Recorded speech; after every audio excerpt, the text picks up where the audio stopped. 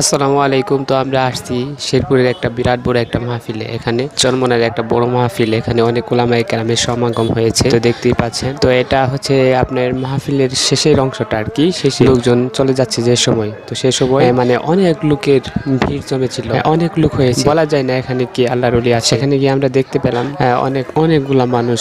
তো এখানে আসছেন মুফতি রাজাউল করিম আবরার এবং ফয়জুল করিম। মানে চরমনের একটা মাদ্রাসার উদ্যোগে এখানে মাহফিলটা অনুষ্ঠিত হয়েছে। তো এই মাদ্রাসার কিভাবে উন্নতি করা যায়, কিভাবে কি করা যায়, তো সেগুলা শৃঙ্খলা বজায় রাখার জন্য, ভালো কিছু করার জন্য, উন্নয়ন করার জন্য এখানে এই মাহফিলটা দেওয়া হয়েছে। তো অবশ্যই আপনারা এই মাহফিলের জন্য দোয়া করবেন। আপনাদের কাছে দোয়া চাই, সকলের কাছে দোয়া চাই যেন ভালোভাবে মাহফিলটা কামিয়াব হয়। আমরাও যেন আমলের নিয়তে অনেক কিছু শিখতে পারি, সেজন্য আপনাদের সকলের কাছে দোয়া চাই। দোয়া করবেন, মাদ্রাসার উন্নতি কামনা করে আল্লাহ তাআলার কাছে দোয়া করবেন। আল্লাহ তাআলা যেন এই মাদ্রাসাকে কবুল করে নেয়। এখানে যেন আল্লাহ তাআলার দিনের কাজে লাগে, আল্লাহ তাআলার দিনের কাজে লাগে। সেই জন্য আল্লাহ তাআলার কাছে বেশি বেশি দোয়া করবেন। আল্লাহ তাআলা যেন এই মাদ্রাসাকে কবুল করে নেয়। আমিন। আসসালামু আলাইকুম।